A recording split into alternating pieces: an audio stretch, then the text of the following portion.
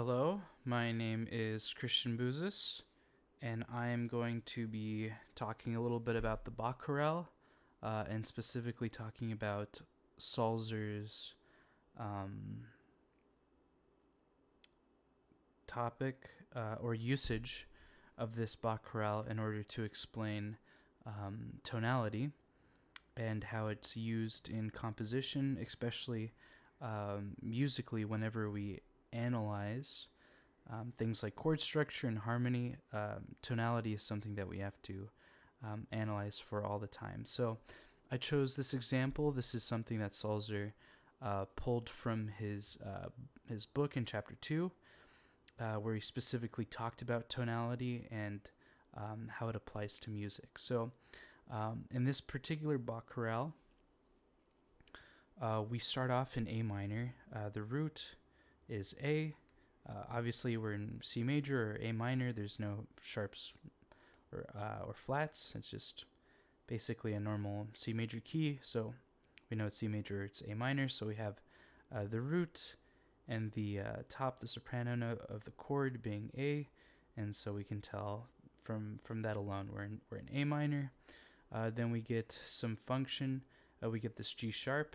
That's making it so that we understand that G sharp is a 7 of A minor. It's raised, so obviously this is the leading tone for A in this case, and then we come back to A minor in this chord here. We get a little bit of I want to say excitement in this this F sharp chord. It's got a D, so it's a D major chord. This is basically the 5 of 7 at this point, especially since we see it resolve to a G natural chord. So it's got G, D, and that B. So definitely a G major chord in this situation.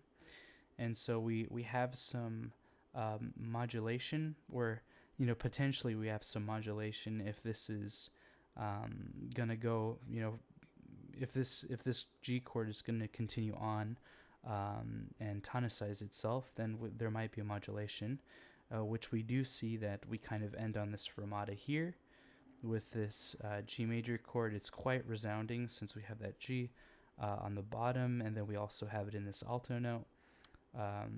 Quite expansive G, but then in the very next chord we have this G sharp again. So again we have the tonicization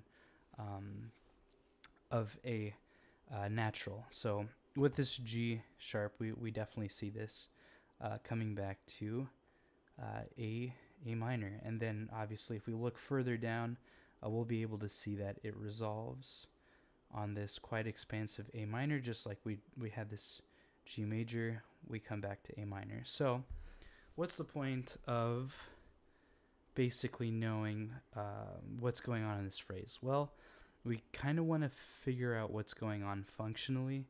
We have some things. Salzer basically, so this is him kind of breaking it down a little bit in this example after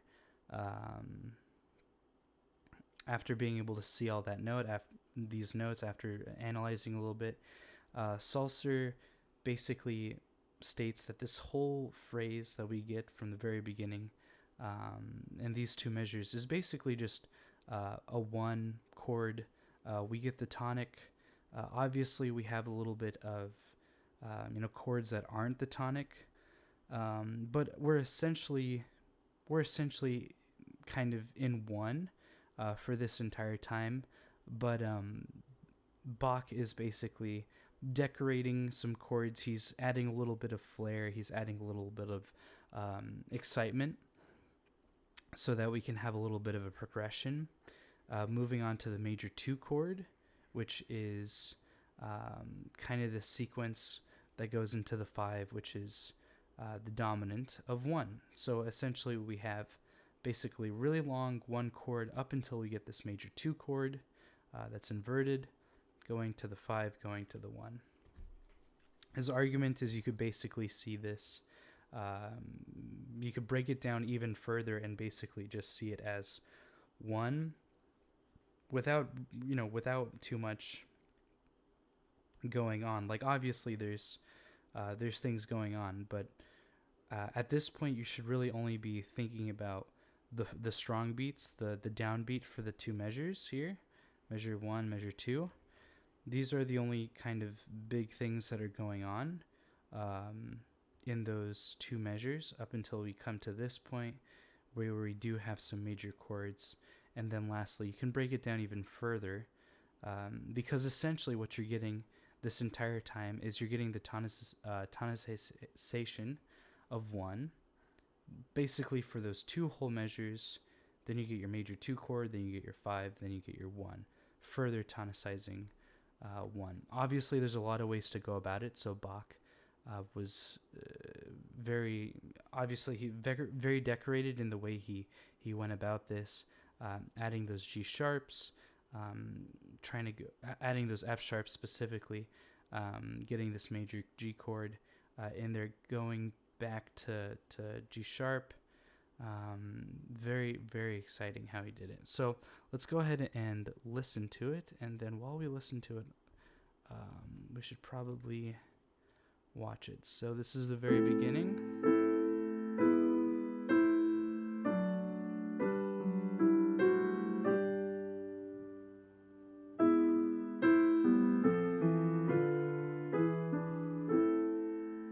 So now that we've listened to it, I'm going to go ahead and play this, and then let's go ahead and go back to the example we saw, and then we can just see how it all functions together.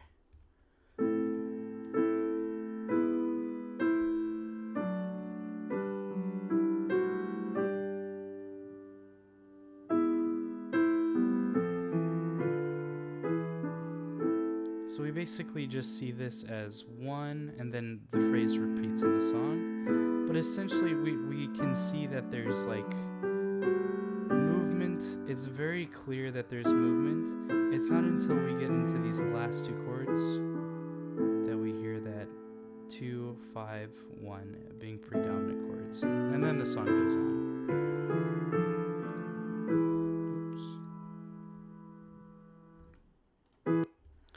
Very good. So just wanted to get some words from the actual author himself. Something that he mentioned in his chapter kind of resounded with me, specifically talking about the function. So the function of the applied dominant is to provide additional color and to give emphasis to the following chord. It does not in any way affect the continued existence of a single key. So someone might be able to argue at some point that having this F sharp basically means that we've modulated to G, and then once we get this G sharp, we're modulating back to A minor. That's not the argument that Sulzer is making here. In fact, he's simply stating that just because we have a little bit of decoration doesn't mean that we've changed keys necessarily.